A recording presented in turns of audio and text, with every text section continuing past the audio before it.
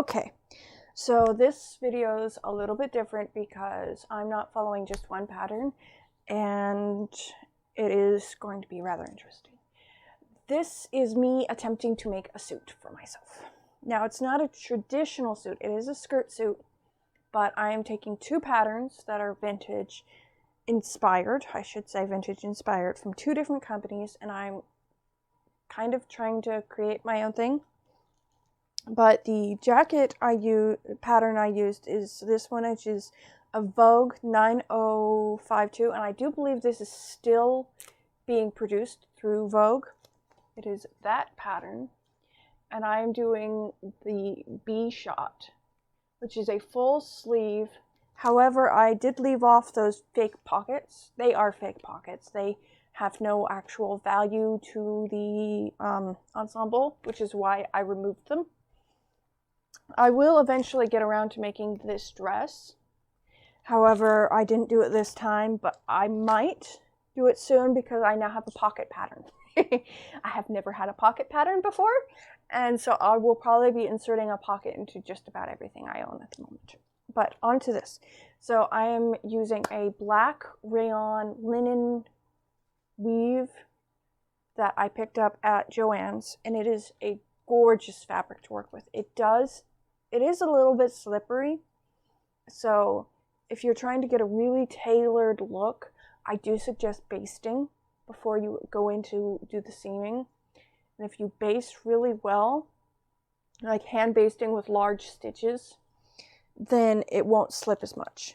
To do the skirt, I used this pattern, which is 8462, and this one is still being produced. So if you like how it looks, it is a approximately half circle skirt. It's got a lot of movement to it, and it is rather lovely, though I wish I had a slightly larger pattern because it does not fit all the way in the waist. But if you like these patterns, I suggest you go get them because they tend to not always produce as these patterns as long as their other patterns. And I hope you enjoy. I'll see you at the end of the video.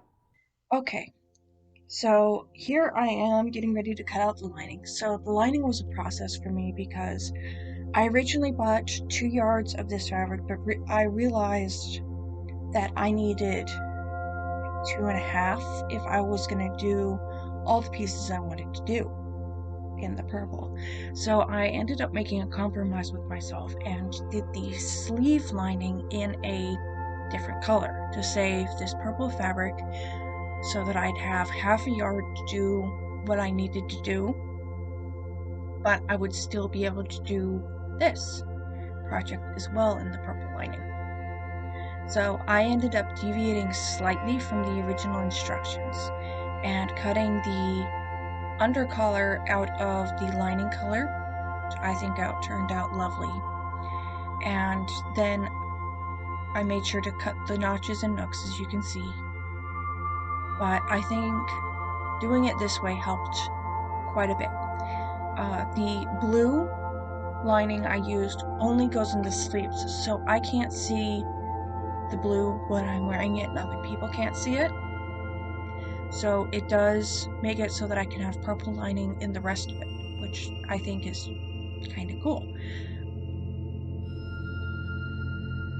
But so I had this scrap left over from when I did a different project, and I'll try to link that down below if you're interested in watching it, or some of it.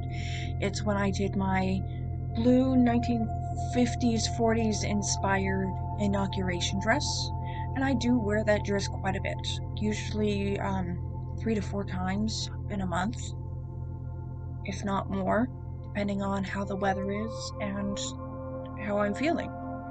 It's a very comfortable dress, but I wanted purple lining in this jacket, and I knew I couldn't have it and do the other project I needed that lining for if I used all of it in this jacket. So my compromise to myself was using this scrap piece I had left over from my other project and using it this way.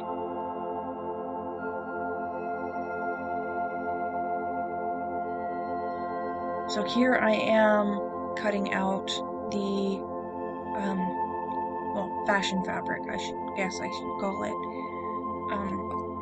But it's the outer material for the jacket. This is the front panel, and I am trying to be very diligent about cutting the notches and making sure everything lines up. Here I am getting ready to mark the front darts. I did end up having to go back through and putting in the second set of darts so that I would get the full effect of the sway the jacket has. It has a very nice angular waistline, so with the darting, it brings the waistline in enough to give it shape and not make it look too boxy, but it still gives it a very professional look. Another thing I did to alter this pattern was, as I mentioned in the intro, leaving off the faux pockets. When I made it before, I did add those, and I got the feeling that it kind of dated it a little and made it less classic and more, you could tell that this was a repro print, that it wasn't, I don't know how to put it, it made it so that it didn't feel right wearing it with like modern clothes, but without those pockets, this just feels like a very nice dressy jacket. And I have found that the main difference between tailoring and just plain out sewing is to baste a lot, to pin a lot, and to triple check everything. It's not just double checking, it's triple checking. You're making sure everything lines up. Like when I was pinning these darts, I made sure that the pin went through not just one line, but made sure it lined up on the back with the needle, so that while I was sewing it, both would line up. If I do this again, which I probably will in a slightly heavier fabric, I will probably baste on the inside of those darts before I sew them, so that it holds it down even better. So here I am getting ready to do the front bound buttonholes, and while my machine will do a box, so I only had to mark where the needle needed to first put down, I was trying to be super cautious because I wanted to make sure that the fabric didn't move around a lot while I was sewing. So what I'm doing here is just pinning in between each part so that I know that it won't shift on me. And after doing those, I started doing the actual binding of these buttonholes. And how you do that is you slice down the center of the buttonhole, and then miter the corners. You clip them as close to the corners as you can, and then you push the fabric used to wrap the buttonhole around while making sure to basically lap the seam allowance, and then you will push down with a hot iron and try to steam it. Once that's kind of set, you go through and, as you can see here, you whip stitch those buttonholes closed so that they won't move around on you too much while you're doing the rest of it, and so that they won't fray. This allows you to take the buttons out of the front, which will make it easier to work with, and it also helps to hold everything in place while the fabric settles. I personally found this kind of meditative, and with how I was doing it, I ended up finding that I didn't need to actually knot off the fabric or even knot in the fabric. As long as I left long enough tails, everything would stay in place and not come undone, which did make it easier to take those out at the end once I've slip stitched the lining to the jacket itself.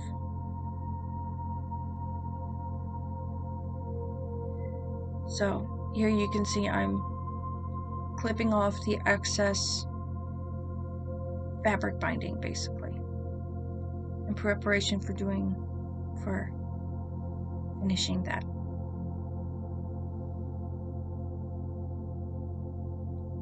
I do need to practice this style of buttonhole more, but I found that for my second time doing it, I'm a lot better at it than I was the first time. So here I am getting ready to mark the darts on the back of the jacket, which I actually found really awesome that this jacket does. A lot of times jackets won't, at least modern patterns won't have it.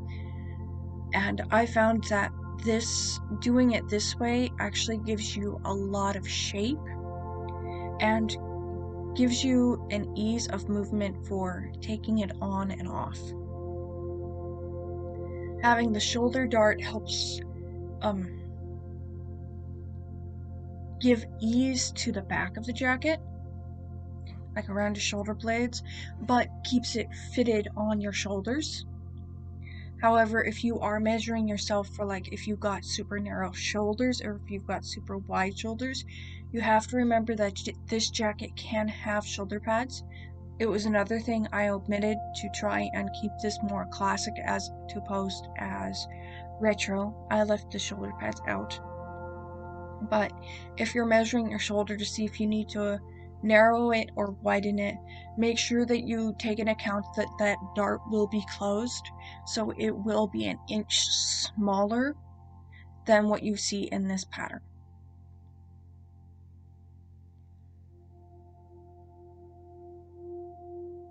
Personally, I would suggest that if you're going to do this pattern, do a mock-up, even if it becomes a wearable mock-up. Like, I originally, when I first made this pattern, I ended up kind of doing a wearable mock-up by making it out of a cotton flannel and a muslin lining. It is a great little jacket for, like, just going out when it's a little bit cold. And it is wearable, and I do wear it occasionally. I don't wear it as much as this black one. I like the black one better. It is a little more comfortable. But it probably cost me about $15 to make. So it is a wearable mock-up. So if you're going to do a jacket pattern like this, or even like any other jacket pattern, I do suggest making a mock-up. Simply because you kind of need to go through all the steps first. Especially if you're doing something like a suit jacket. So here I am lining up the shoulder seams and the side seams. I don't think I'll be showing the construction of the linings simply because it is very similar to doing the outer materials, just in lining for the most part. They do include the front part of the pattern where the buttons and the buttonholes go to be done in the same material as the outer fabric. I think that's a kind of cool little feature, and it does make laying everything down easier in the long run. But I'm not showing the construction of that simply because it would have made this video too long. I already had to cut it down quite a bit, but if I'd left that material in, it would have been way longer than it is now.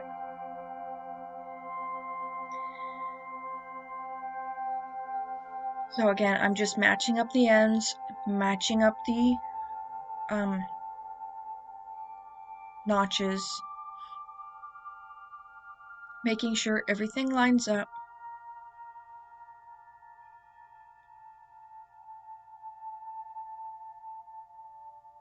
Sorry, I thought I was gonna have to sneeze.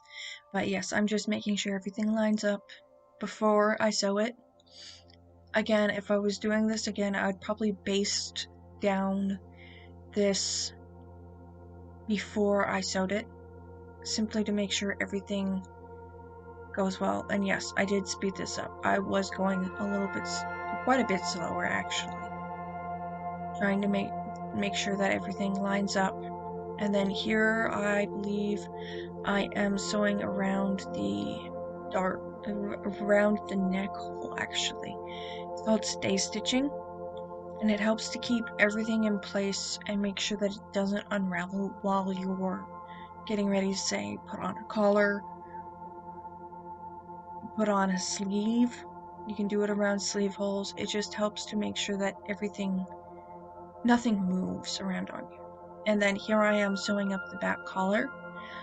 I will say that I am glad I used a fusible interface, even though the pattern originally calls for a sew-in interface, because I did the undercollar in the lining fabric. It warped quite badly. It did not have the same strength as the fashion fabric did, and if I had not done it this way, it would have warped badly. So what I ended up doing was using the pattern piece to cut out the interfacing, and then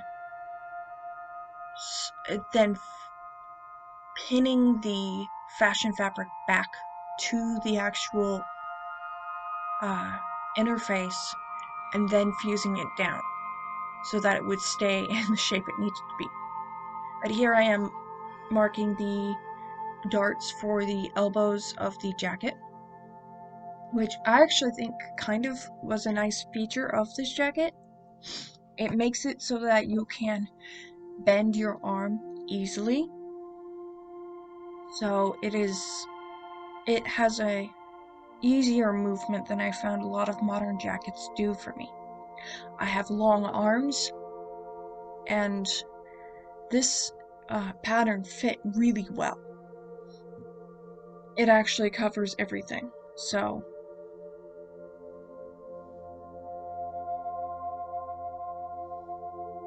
I did not have to lengthen this one, which I was really pleased about. If you do have shorter arms, you may have to take up the sleeves a little bit, but you may not.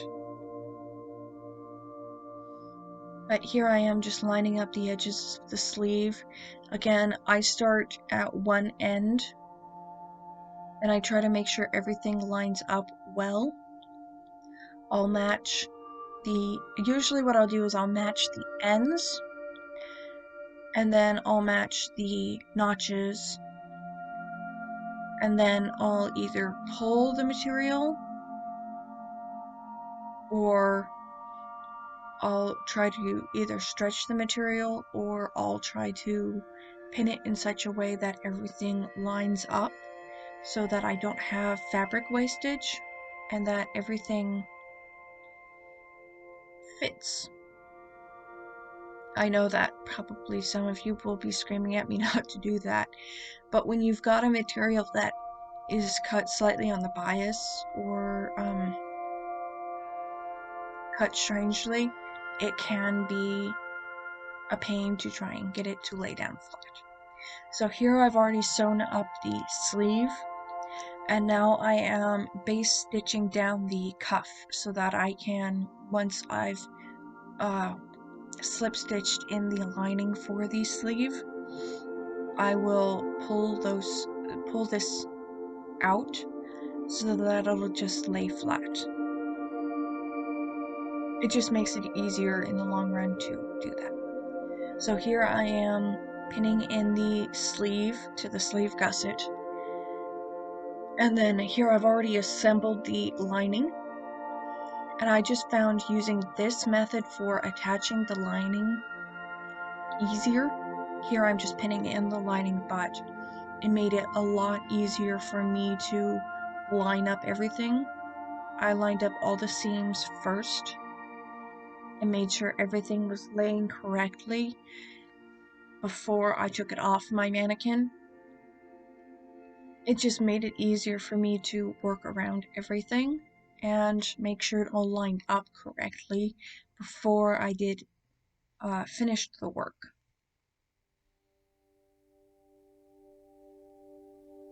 But doing it this way, I could line up the shoulder seams, line up the arm size, and make sure all the side seams were lined up correctly.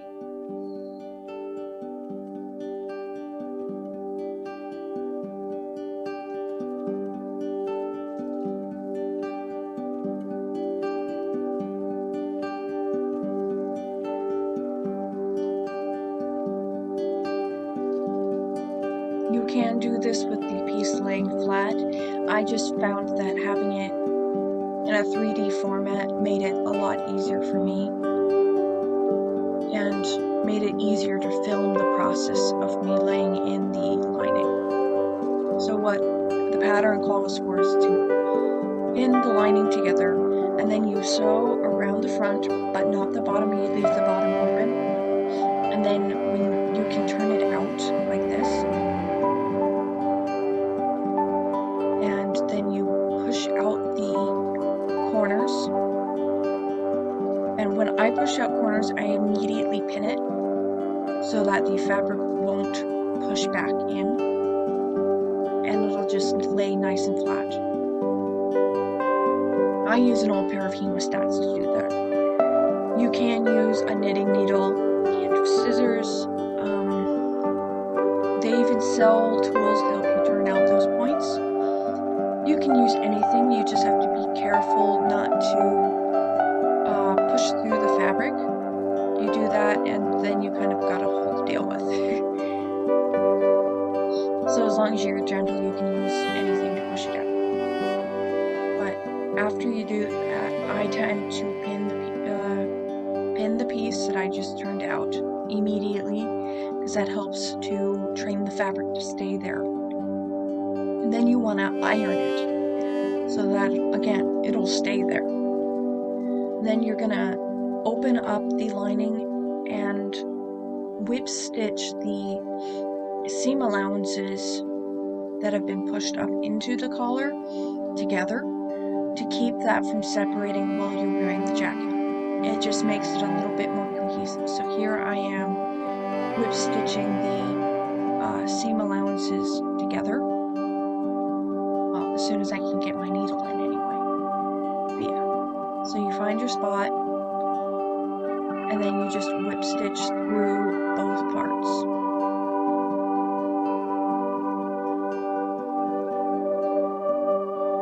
I did not get a good camera angle. I'll try to do better next time. But yeah, I'm using a black cotton thread to do that. And then here I am pinning the bottom of the lining to the bottom of the jacket. Again, I'm doing it on my dress form so that I can make sure it lays right. You can do it flat. I just found doing it 3D helped a lot. But yeah, so I'm just folding the seam allowance up into the jacket and then pinning that down. Here I am getting ready to cut out my skirt, and I chose to do a really simple skirt. It is just a front, a back, and a waistband. That is it. If I did anything more complicated, I knew I was going to have to split this into 2 videos. So I did fusible interface on the waistband to make sure it stayed in place. If I were to do this pattern again, I would probably make it a ½ inch wider on all the seams, simply to give myself a little bit of ease while I'm wearing it. It is rather tight while I'm wearing it, and it makes it a little uncomfortable for wearing it long term.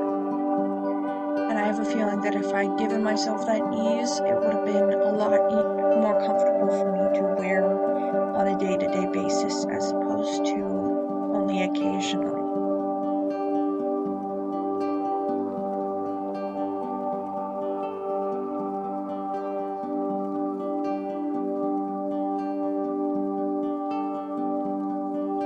So here is my suit and a preview of my next video. I really like how this turned out. The jacket is on point. I saved these buttons to do this jacket with it, I do have some other ones that I would like to do another jacket with, but I think this turned out lovely. I hope you enjoyed watching my construction of this, mostly of the jacket, and I will see you again next time.